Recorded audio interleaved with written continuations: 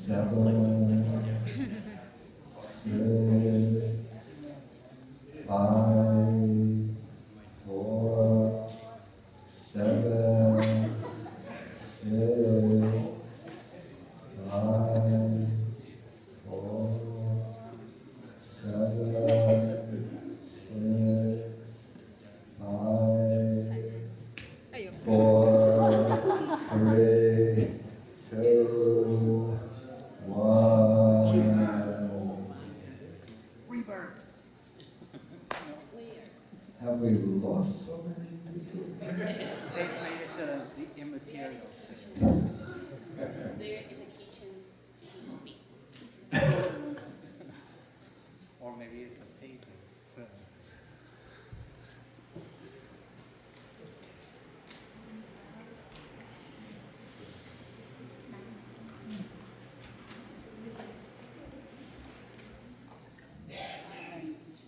Okay, so this is Tuesday afternoon, Move on quick. part 2.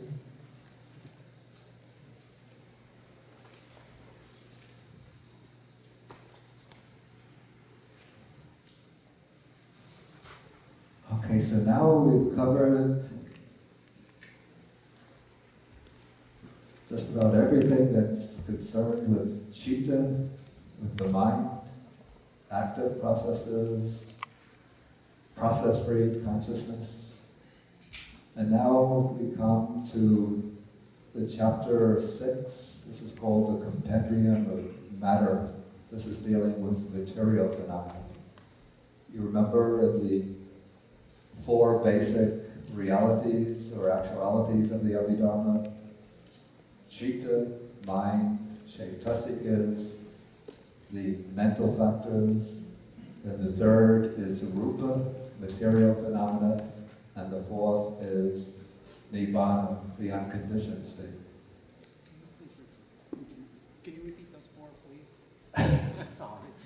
Really? Okay, the 4 are chitta, which is mind or consciousness, chaitasikas, the mental factors, rupa, material phenomena, and nibbana, the unconditioned state.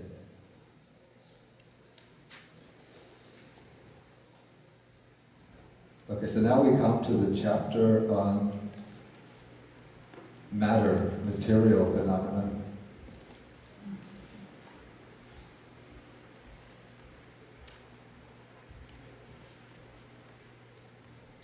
And so we could just go over, skipping over the introductory verse, we could go to the enumeration of material phenomena. And so in the suttas, usually when the Buddha is describing either the aggregate of material form, the rupa kanda, or when he's explaining in the compound nama rupa, name and form, when he's explaining what is form, he'll say simply, it's the 4 great elements, or the 4 primary elements, and the material form derived from the 4 great elements, or dependent on the 4 great elements. So he keeps it very simple. But even in the suttas, the Buddha enumerates or mentions numbers of other types of phenomena which are clearly of a material nature, like the sense faculties, the sense objects. And so the Abhidhamma tries to bring these all together and to enumerate all the different types of material phenomena. And so it begins by saying that, okay, in brief, matter is twofold. The great essentials, what this really means the primary elements, and the material phenomena derived from the 4 primary elements. But these 2 constitute 11 categories. So let's see what the guide says.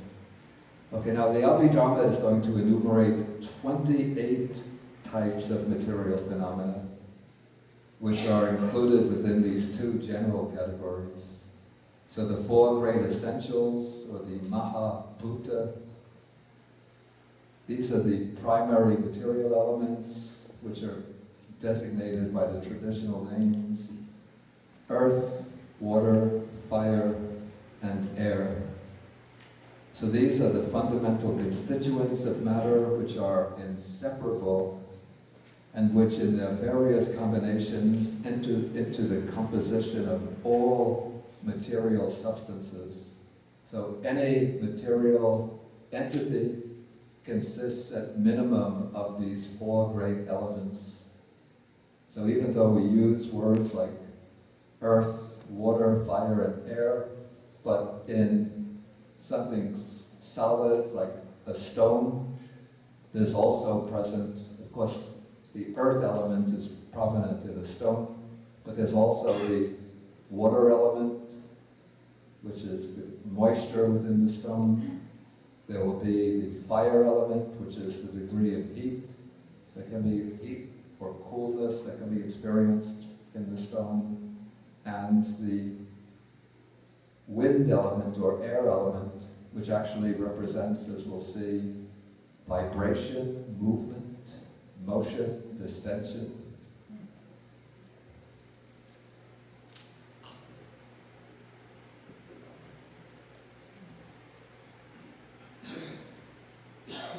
Okay, so those are the basic constituents of matter.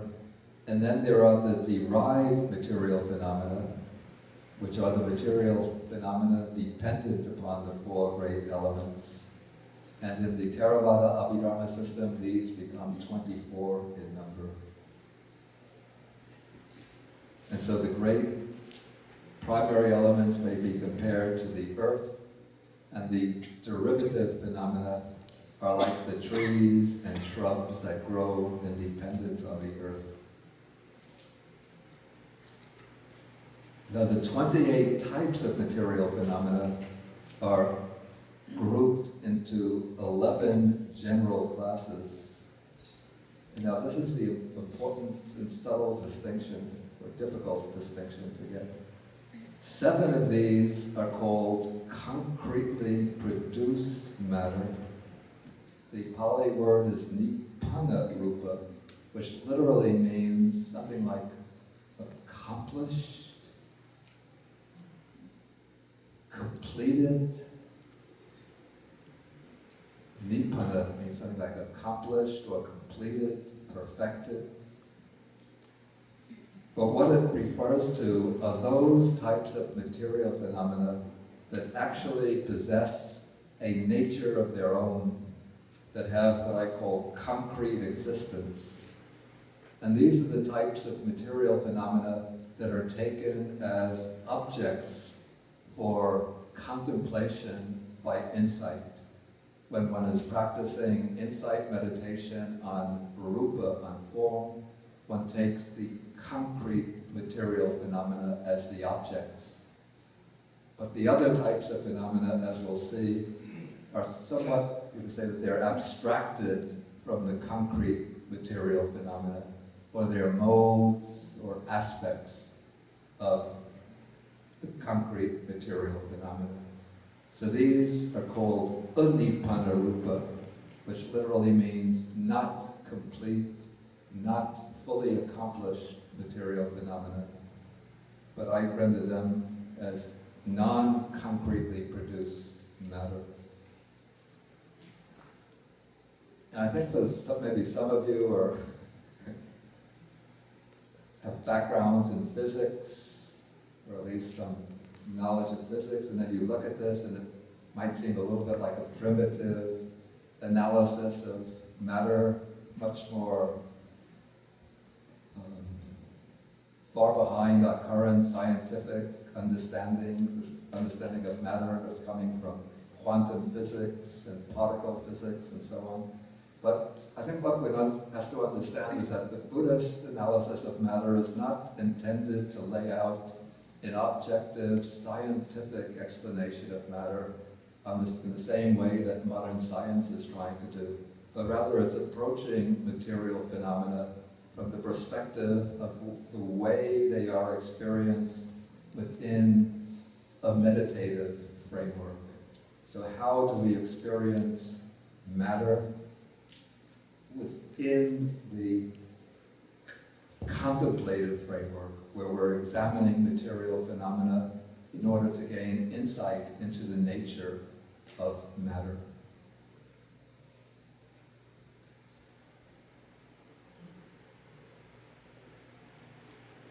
Okay, so the table 6.1 lays out the 28 types of material phenomena at a glance. But before we look at the table, let's go through the text of this chapter, or of this part of the chapter. So we'll now go in detail with section 3. So in section 3, he's going to take the concretely produced matter. And first, we have the 4 great elements, which are the essential material phenomena. That is the earth element, water element, fire element, and air element. And then to get some explanation of this, we go to the guide.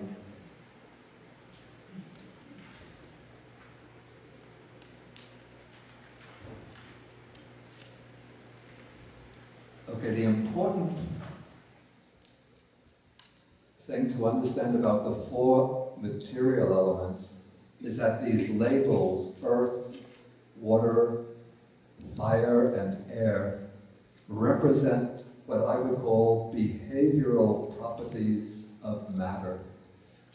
And so what we call the earth element is the aspect of solidity of matter. And so even types of matter that do not seem to be solid, like water, still have the earth element in the fact that the particles that enter into the composition of water display some degree of solidity. So if we take this water and we compress it, at a certain point we meet resistance to the compression. And so it is the reason for the resistance to the compression is the operation of the earth element. And so the earth element has that property of extension. By reason of extension, it displays some solidity and it resists compression. In terms of actual experience, the earth element has the characteristic of hardness or softness. So hardness represents a prominence or predominance of the earth element, and things that are soft represent a diminution of the earth element. And so as things become softer, more fluid, the preponderance of the earth element decreases. And the earth element is said to have the function as serving as a foundation for the other material elements, whether primary or derivative.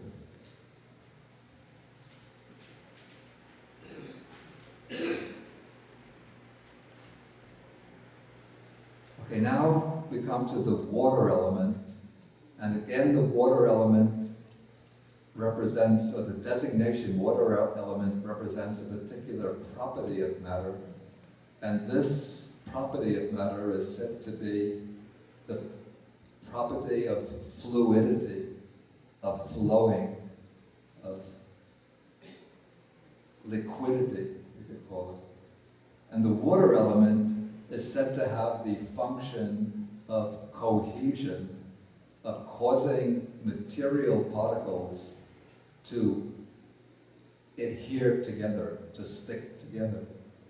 And I think maybe the way the early masters of the Abhidhamma came to this conclusion, you know, in India, a very popular form of bread is called chapati or roti, which is made by well, I think every culture has a corresponding type of bread. You take flour, in this case wheat flour, and put it on the board. Then you take, now if you have the flour there and you slap it like this, the flour is going to go flying in all directions because there's nothing holding the particles of flour together. But if we take water and sprinkle it on the flour and then knead it, the particles of flour adhere. They hold together, they bind together. And so then you get a lump of dough, which you can then knead into a flat circular, what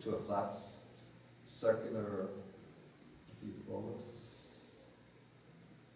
Before you prepare it, like a cake, a flat circular cake, and then you heat up the cake, and then you get a roti or a chapati. And so the early Abhidhamma masters, of course they came from Indian families, so they would have seen their mama making the roti or the chapati. And so they came to the conclusion that the water must be what's holding the particles, the particles of the wheat flour together. And so they conclude that water has the function of cohesion. Also, if we have soil, when the soil is dry, it becomes like sand. It will just scatter in all directions when there's a strong wind. But if there's a rain, then the particles of soil hold together. So they say that water has the function of cohesion.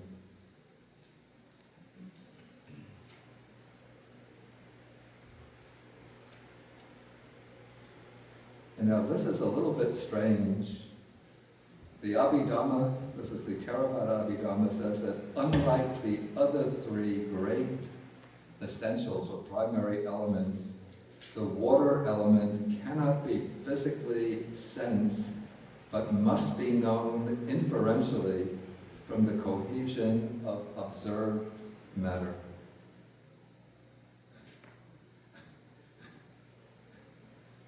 I have to say that I hope I won't sound like a heretic and be asked to return my monk's robes. But I just don't find this very acceptable. I used to believe it and endorse this position, but one day when I was living in Kandy, in Sri Lanka, after we take a bath, we have the towel, and then we put the towel out on the line to dry. And so I put my towel out on the line to dry in the sun, and I went back in and was doing my work. Then about a half an hour later, I came out, I was wondering, is the towel dry or not? And I felt the towel, and it was still wet. Then I realized, according to the Abhidhamma, I'm not supposed to be able to feel wetness or dryness. It's supposed to be, they say that when you,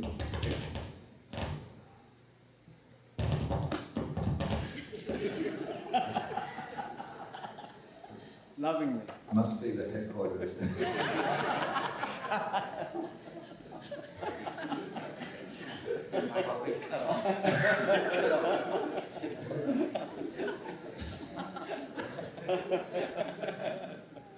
So I'm not supposed to feel wetness, but they say that when you experience wetness, what you're actually experiencing is some degree of either coolness or heat. Or actually they say what you're experiencing, when you think you're experiencing wetness, you're experiencing coolness, and you're misinterpreting that as wetness. But because the towel was out in the sun, the side that was facing the sun was quite warm, but it was still wet. So,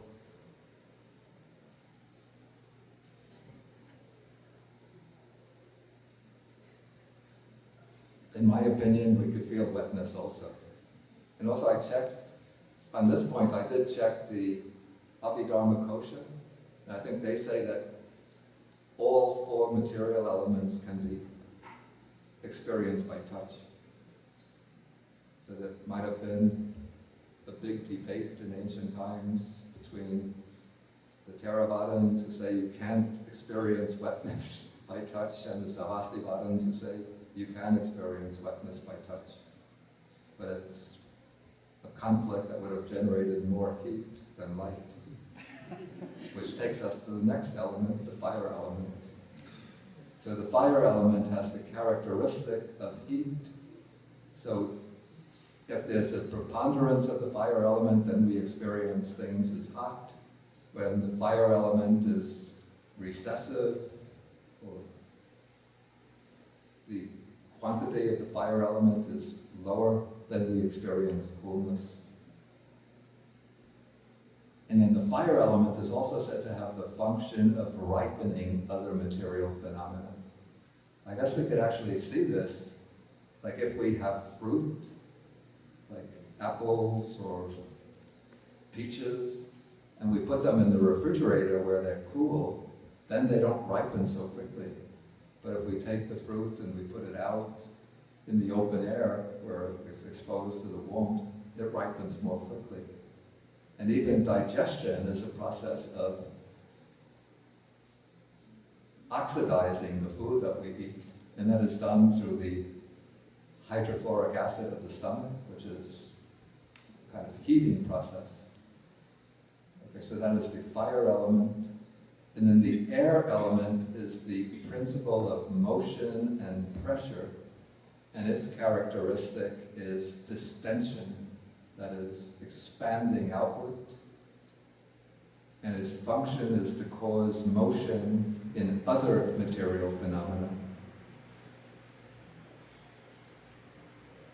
Okay, then taking the four elements together, it said that the four great elements are founded upon the earth element.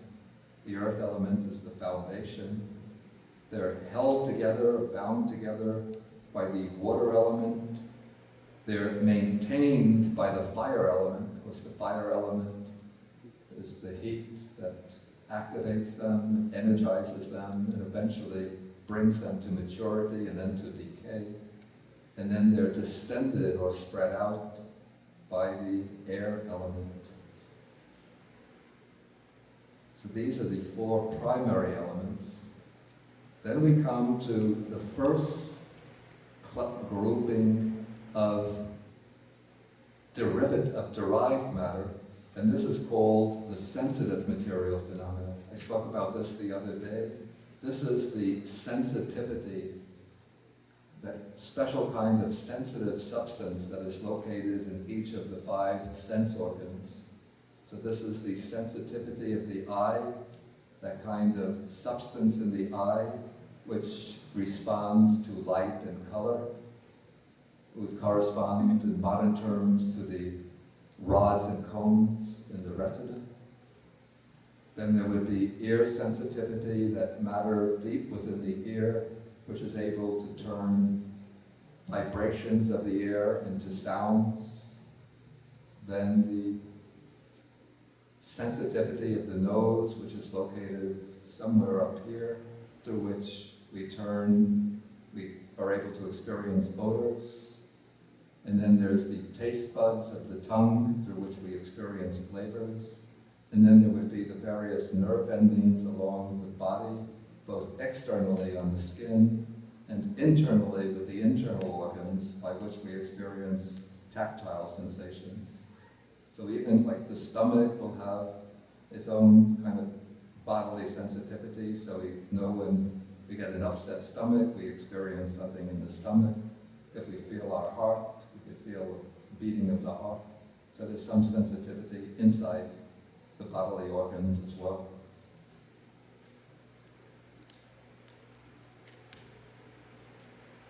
Okay, so those are the sensitive material phenomena. Okay, then we come, and those are 5. Then we come to the objective material phenomena, those material phenomena that serve as objects. So these are the 5 sense fields which serve as the objective supports for the corresponding types of sense consciousness. And so this would be visible forms, sounds, odors, and tastes. According to the Theravada Abhidhamma, the tactile object is constituted by the great, or by the primary elements themselves, three of them. That is the earth element. When we feel something and we experience its degree of hardness or softness, that's the experience of the earth element. When we experience the degree of heat or coolness in something, then we're experiencing the fire element.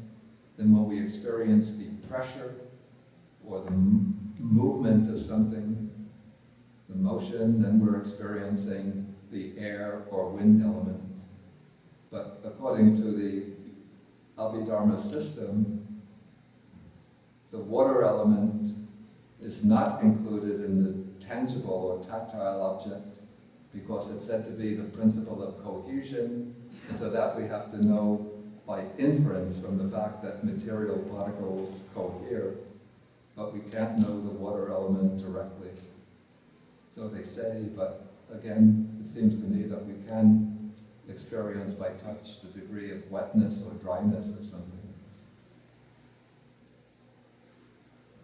And so the objective material phenomena impinge or strike against the sense faculties or sense bases, and thereby they become objects of sense consciousness. Okay, so now we've covered 3 types. Now we come to type 4, and this is called the material phenomena of sex.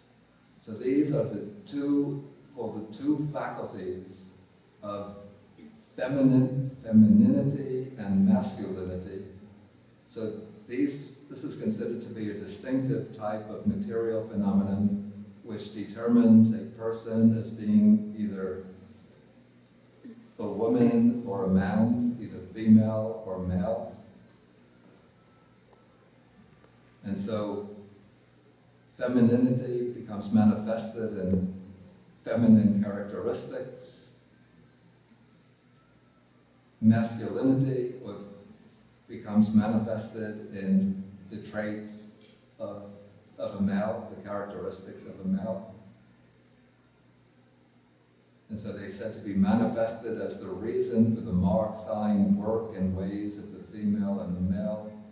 That is, for the sexual structure of the body, for its feminine or masculine features, for the typical feminine or masculine occupations, and for the typical feminine or masculine deportment. And it's said that this type of material phenomenon is already present at the moment of conception. So when the new being comes into existence, there's already present either the masculine faculty or the feminine faculty. And as the being develops, then the being will turn into either a male or a female, depending on which faculty is present in the newly conceived being. Perhaps in modern physiological terms, this will correspond to the difference in the chromosomes between the XX chromosome pair and the XY chromosome pair. Which one? The XX is the feminine and the XY is the masculine, or is it the reverse?